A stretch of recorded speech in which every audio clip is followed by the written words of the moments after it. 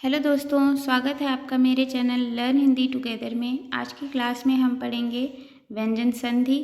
ये Hindi classes UP TET के paper 1 and paper 2 के लिए बहुत इम्पॉर्टेंट है एंड अदर एग्ज़ाम सीटेट और जिसमें भी हिंदी पूछी जाती है उन सब के लिए बहुत इम्पॉर्टेंट क्लास है, तो मिस मत कीजिएगा, पूरा देखिए।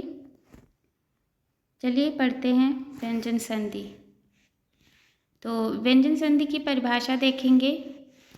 दो वर्णों में संधि होने पर यदि उनमें पहला वर्ण व्यंजन तथा दूसरा वर्ण व्यंजन या स्वर हो तो इनके मेल से जो विकार या परिवर्तन होता है उसे व्यंजन संधि कहते हैं। इसको सिंपल तरीके से समझ लेते हैं कि व्यंजन और व्यंजन प्लस स्वर या व्यंजन में अगर संधि होगी तो उसे हम व्यंजन संधि कहेंगे। स्वर संधि में क्या होता था? स्वर प्लस स्वर में संधि होती थी। व्यंजन संधि में व्यंजन प्लस स्वर या व्यंजन में संधि होती है। उदाहरण देख लेते हैं। जैसे वाग प्लस ईश मिलकर क्या बन गया? वागीश। ओके, तो हमने क्या देखा कि पहला वर्ण क्या होता है? व्यंजन होता है। तो क क्या है? एक व्यंजन है और दूसरा वर्ण स्वर या व्यंजन में से कोई भी एक हो सकता है, तो दूसरा वर्ण हमने ले लिया ई यानी स्वर। ऐसे ही सत प्लस जन में मिलकर क्या बन गया? सज्जन। यहाँ भी व्यंजन संधि है, तो इसमें पहला वर्ण क्या है? व्यंजन है, दूसरा वर्ण भी व्यंजन ही ये है, इसलिए इसमें भी व्यंजन संधि है। आगे व्यंजन संधि पढ़ने से पहले हम व्यंजनों को जान लेते हैं। कुल व्यंजन कितने होते हैं? 33। कुल 33 व्यंजन होते हैं।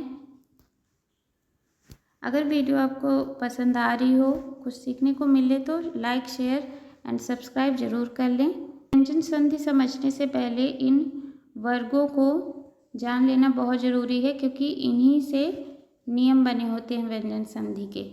तो पहले हम जानते हैं कि 5 वर्ग होते हैं व्यंजनों के, जो क्या होते हैं? का वर्ग, चा वर्ग, टा वर्ग, ता वर्ग और पा वर्ग। इनमें का वर्ग का पहला वर्ण क्या है?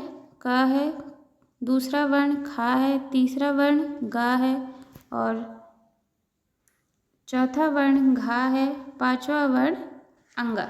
ऐसे ही इन पांचों वर्गों के प्रथम वर्ण ये हैं, द्वितीय वर्ण ये हैं, तृतीय वर्ण इनको बोलेंगे और चतुर्थ वर्ण ये होंगे और लास्ट वाले पंचम वर्ण कहलाएंगे।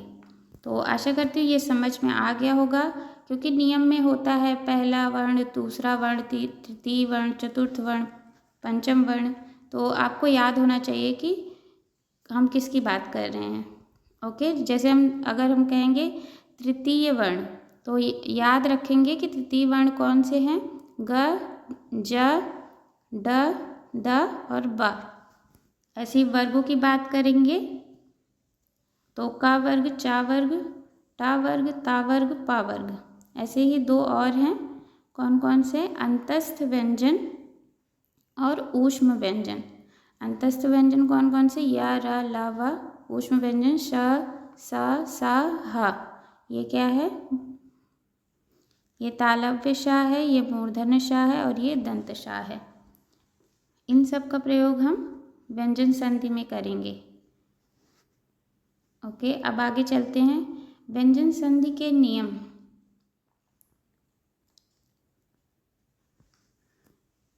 व्यंजन संधि के नियम। पहला नियम है किसी वर्ग का प्रथम वर्ण क, च, ट, त, प। अभी हमने पढ़ा था किसी भी वर्ग का प्रथम वर्ण कौन सा होगा? क, च, ट, त, प का मेल यदि किसी स्वर अथवा किसी वर्ग के तीसरे वर्ण, ओके, तीसरे वर्ण, चौथे वर्ण या अंतस्थ व्यंजन के किसी वर्ण से हो तो वर्ग का प्रथम वर्ण अपने ही वर्ग के तीसरे वर्ण में परिवर्तित हो जाता है। तो ये नियम के नियम की परिभाषाएं तो बहुत बड़ी बड़ी हैं, इसलिए इसकी मैंने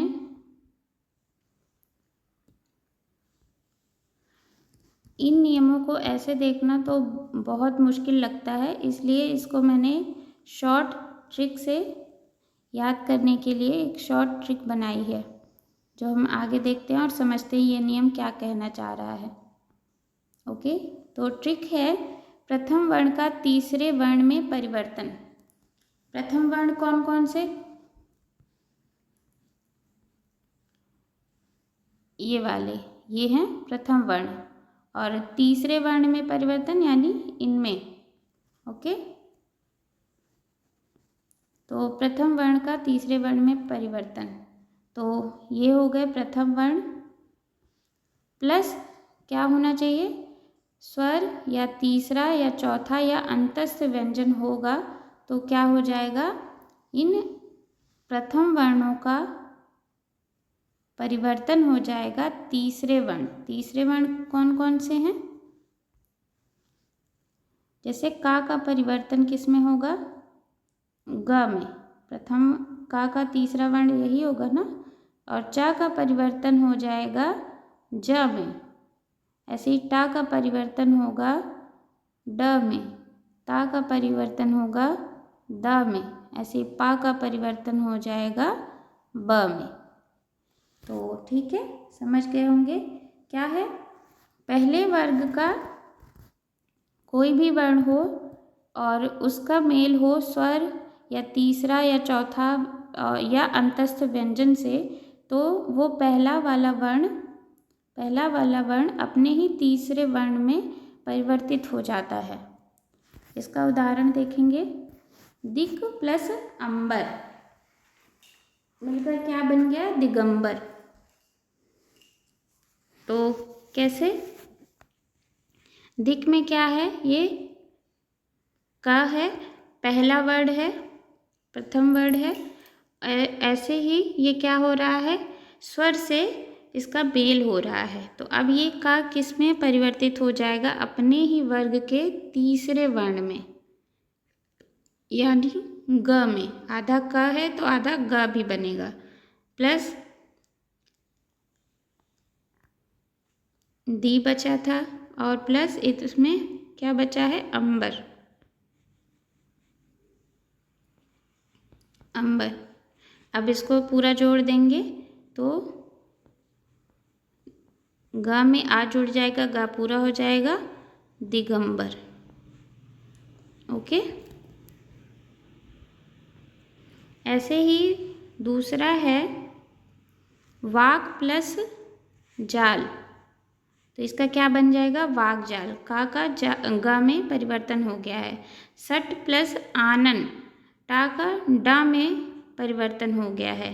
अच प्लस अंत, अजंत। चा का जा में परिवर्तन हो गया है। ऐसे ही वृहत प्लस रथ मिलकर बन गया विहद्रथ। कैसे? ये पहला वर्ण था ता, इसका संधि व्यंजन से हुई, रा से हुई, और ये मिलकर किस में बन गया? अपने ही वर्ण के तीसरे वर्ण में, यानी ता किस में परिवर्तित हो गया? द में। ओके, आगे है कृत प्लस अंत मिलके बन गया कृदंत। ता किस में परिवर्तित हो गया? दा में। ऐसे ही अप प्लस ज मिलकर क्या बन गया? अब्ज। पा परिवर्तित हो गया अपने वर्ग के तीसरे वर्ण ब में। आधा पा था तो आधा बा भी बनेगा। ओके, आशा करती हैं यहाँ तक समझ में आ गया होगा। चलिए अब देखते हैं दूसरा नियम। दूसरा नियम क्या कहता है? यदि किसी वर्ग के प्रथम वर्ण क च ट त प, प्रथम वर्ण, इसको याद करने की ट्रिक है, कचट तप, ऐसे याद कर लीजिए, का मेल किसी पंचमाक्षर से हो, तो ऐसी स्थिति में उसके स्थान पर उसी वर्ग का पांचवा वर्ण हो जाता है। पंचमाक्षर क्या होते हैं? ये होते हैं पंचमाक्षर, जो किसी भी वर्ग का पांचवा अक्षर पंचमाक्षर होता है। तो ये क्या है कहना चाह रहा है नियम? सिंपल ट्रिक से देखते हैं। प्रथम वर्ण का पंचम वर्ण में परिवर्तन। प्रथम वर्ण क्या थे ये वाले, इनका परिवर्तन हो जाता है पांचवें वर्ण में यदि इसमें इनका मेल पंचमाक्षर से हो जाए, यानी ये इनका जिससे मेल होगा ये उसी में अब परिवर्तित हो जाते हैं। उदाहरण में देखते हैं, जैसे उत प्लस मत, ये बन गया उन्मत्त। कैसे? इसका अंतिम वर्ण था ता, ओके, और इसकी संधि हुई माँ से। तो ये क्या है? पहला वर्ण है, प्रथम वर्ण है किसी भी वर्ग का, ये अपने पंचमाक्षर से इसका संधि हो रही है, अपने पंचमाक्षर या किसी भी पंचमाक्षर से हो, ओके। तो पंचमाक्षर से इसकी संधि हुई तो ये ता वर्ण किस में परिवर्तित हो जाएगा? अपने ही पंचम वर्ण। तो इसका पंचम वर्ण क्या है? न है, तो अपने ही पंचम वर्ण में परिवर्तित हो गया, इसलिए अब ये क्या बन गया? न बन गया। इसके पहले था उ, इधर क्या बचा था? मत, तो ये मिलकर बन गया उन्मत्त, ओके। आगे देखिए, जगत प्लस नाथ मिलकर क्या बन गया? जगन्नाथ। इसमें क्या था? पहला वर्ण था, इसमें क्या था? पंचमाक्षर था, दोनों मिलकर ता अपने ही पंचमाक्षर ना में परिवर्तित हो गया, मिल गया, बन गया जगन्नाथ। चलिए तीसरा नियम देख लेते हैं। तीसरा नियम क्या कह रहा है? जब किसी ह्रस्व स्वर अथवा आ का मेल छ से होना हो तो ऐसी स्थिति में छ से पहले चा जोड़ दिया जाता है। कैसे? ये इसको ट्रिक है, अच्छा ट्रिक कहते हैं हम इसको।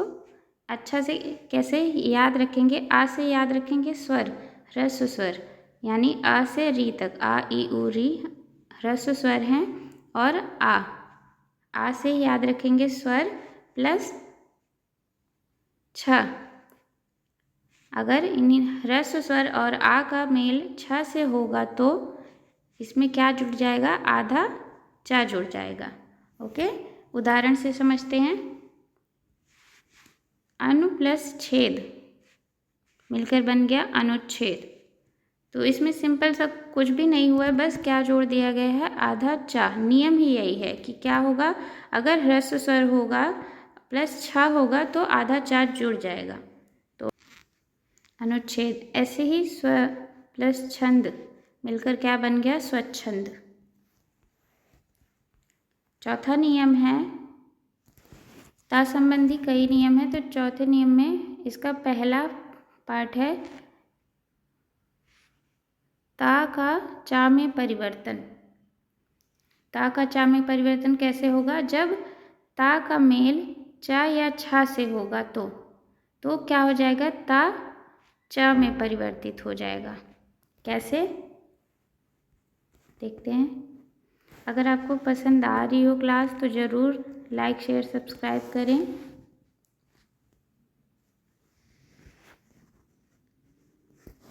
अभी हमने क्या समझा कि ता का मेल चा या छा से होने पर क्या हो जाता है? ता चा में परिवर्तित हो जाता है। तो यहाँ यही हुआ है। जगत का जो ता था, ता चा में परिवर्तित हो गया। आधा ता था, हलंत का मतलब है आधा अक्षर, तो आधा चा में परिवर्तित हो गया, तो ये बन गया जगत। ता क्या हो गया?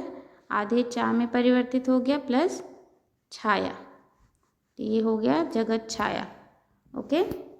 ऐसे ही उत प्लस चरित, इसमें भी क्या है? चा के साथ संधि हो रही है, इसलिए ता चा में परिवर्तित हो गया, उच्चरित। दूसरा नियम है, ता की संधि अगर दूसरा नियम है ता का जा में परिवर्तन। इसका ये कैसे होगा? ता की संधि अगर जा या झा से हो तब क्या हो जाएगा? ता जा में परिवर्तित हो जाएगा, ओके। कैसे? उदाहरण देखते हैं। क्या है? उत प्लस ज्वल मिलकर क्या बन गया? उज्ज्वल। नियम था ता की संधि अगर जा या झा से होगी, तो इसमें जा से हो रही है, तो ता किस में परिवर्तित हो जाएगा? जा में परिवर्तित हो जाएगा। जैसे उत का ता लेंगे प्लस इधर क्या है? आधा जा है। ओके, ता किस में परिवर्तित हो गया? जा में। और जो शब्द थे उनको भी यहाँ लिख लेते हैं। इधर ऊ बचा था, इधर ज्वल। ओके, पूरा जोड़ देंगे तो बन जाएगा उज्ज्वल। इसमें उज्ज्वल शब्द में दोनों जा आधे ही होते हैं। ये कई बार वर्तनी शुद्ध में पूछ लिया जाता है, इसलिए इसको ध्यान रखेंगे। दूसरा वाला है सत प्लस जन। इसमें भी जा के साथ संधि हो रही है, इसलिए ता जा में परिवर्तित हो गया है। तीसरा नियम है ता का टा या डा या ला में परिवर्तन। ये कैसे होगा? जब ता की संधि टा के साथ होगी तब ता टा में परिवर्तित होगा। जब ता की संधि डा के साथ होगी तब ये ड में परिवर्तित होगा। ऐसे ही जब ता की संधि ला के साथ होगी तो ये ला में परिवर्तित हो जाएगा। ओके, आधा अक्षर रहेगा तो आधे में ही परिवर्तित होगा। ठीक है, जैसे उत प्लस डयन। उत प्लस डयन नियम क्या था? ता का संधि डा के साथ होगी तो ये डा में परिवर्तित हो जाएगा। या और आसान करते हैं, ता की संधि डा के साथ होगी तो डा में, ता की संधि टा के साथ होगी तो टा में, और ता की संधि ला के साथ होगी तो ला में परिवर्तन हो जाएगा। इसको याद कर लीजिए कि ता की संधि टा डा ला के साथ होगी तो ये उसी वर्ण में परिवर्तित हो जाएगा। तो क्या हुआ? बृहत प्लस टीका, बृहत टीका, उत प्लस लेख, उल्लेख। ओके, और भी है उत प्लस लास मिलकर बन गया उल्लास, ता ला में परिवर्तित हो गया। उत प्लस लीन मिलकर बन गया तल्लीन। चौथा नियम है ता का चा में तथा शा का छा में परिवर्तन। ये कैसे होगा? जब ता की संधि शा से हो जाएगी, जब ता की संधि शा से होगी तब क्या होगा? ता जो है वो चा में परिवर्तित हो जाएगा और शा छा में परिवर्तित हो जाएगा। किस में? ता चा में परिवर्तित हो जाएगा, शा छा में परिवर्तित हो जाएगा। उदाहरण, उत प्लस श्वास। क्या नियम था? जब ता की संधि शा से होगी, ये तालव्य शा है, केवल तालव्य शा से ही संधि होगी तभी ये नियम लगेगा। ओके, जब ता की संधि तालव्य शा से होगी तो ता चा में परिवर्तित हो जाएगा और शा छा में। ओके, जैसे उत था, उत प्लस श्वास, तो ता क्या हो गया? चा में परिवर्तित हो गया और शा क्या हो गया? छा में परिवर्तित हो गया। तो इसकी संधि हो गई उच्छ्वास। इसमें छा में भी हलंत लगेगा क्योंकि श्वास में शा आधा है। ओके, यहाँ ध्यान रखेंगे। उच्छ्वास, इसका भी क्या होता है? वर्तनी शुद्धि में पूछा जाता है। तो ये कैसे लिखा जाएगा? ऐसे, आधा चा आधा छा, वास, उच्छ्वास। ओके, पांचवा नियम देखते हैं। ता का दा में तथा हा का धा में परिवर्तन। ओके, ये कैसे होगा? उदाहरण से देख लेते हैं। उत प्लस हार। ओके, उत प्लस हार मिलकर क्या बन गया? उद्धार। तो यहाँ क्या हुआ है? जब ता का मेल हा से होगा तो जैसे ऊपर वाले नियम में था, ता का मेल शा से होने पर ता चा में तथा शा छा में परिवर्तित हो रहा था। ऐसे यहाँ पे ता का मेल हा से अगर होगा तो ता दा में परिवर्तित हो जाएगा और हा धा में परिवर्तित हो जाएगा। फिर से समझते हैं। क्या था? उत प्लस हार हार।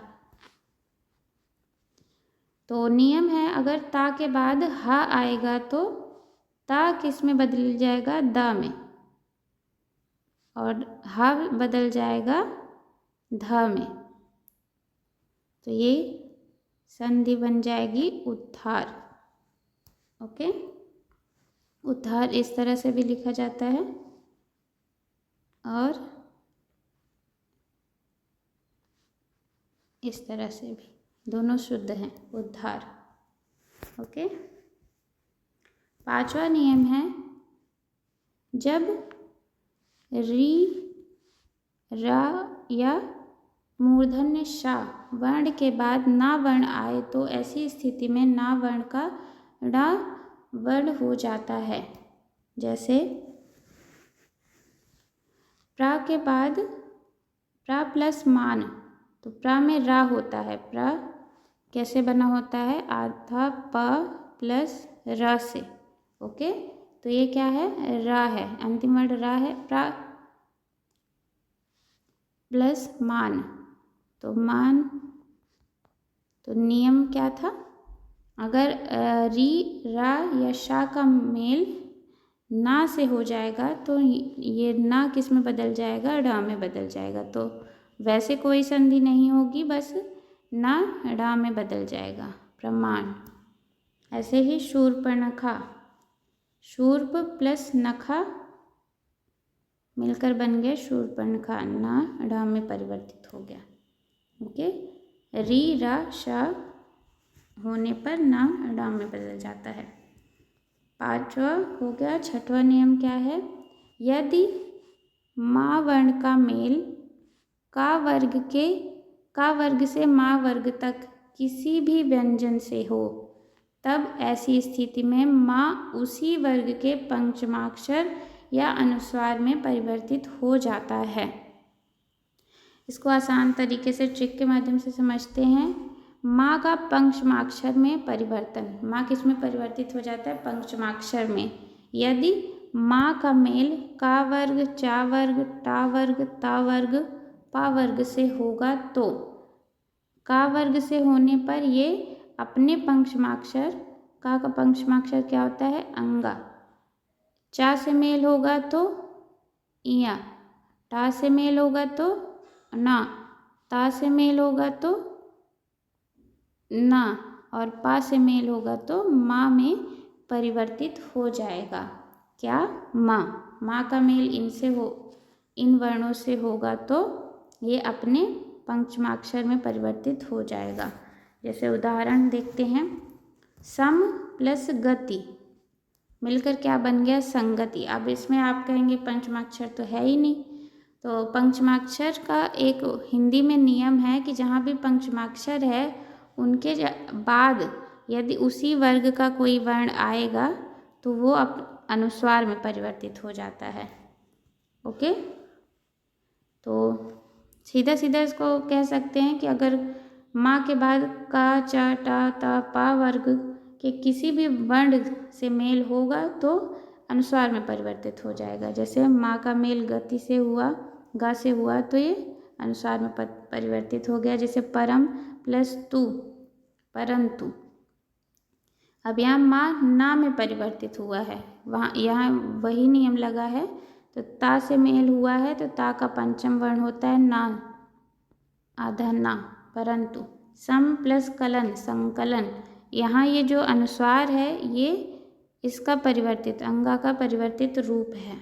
ओके, इसका दूसरा नियम भी है माँ का अनुस्वार में परिवर्तन। अनुस्वार किसे कहते हैं, ये जो बिंदी है इसको अनुस्वार बोलते हैं, अंक को। इसमें क्या कैसे होगा, माँ प्लस अंतस्थ या ऊष्म व्यंजन होने पर यह सीधे अनुस्वार में परिवर्तित हो जाएगा। ओके, होता तो यहाँ भी अनुस्वार में ही है, कभी कभी इसको ऐसे लिख के दे दिया जाएगा, जैसे सम प्लस गति है ना, तो यहाँ पर कभी कभी ये भी उदाहरण हो जाएगा। तो ये भी सही है, पर इसका यूज ज़्यादातर संस्कृत भाषा में किया जाता है। हिंदी में हमेशा अनुस्वार वाले को ही प्रधानता दी जाती है। ओके, पर यहाँ पे ऐसा नहीं है। यहाँ सीधा अगर माँ का मेल अंतस्थ या ऊष्म व्यंजन से होगा तो ये अनुस्वार में ही परिवर्तित होगा।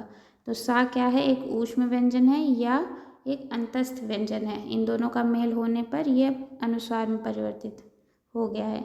सम प्लस सार संसार, सम प्लस योग संयोग। ओके,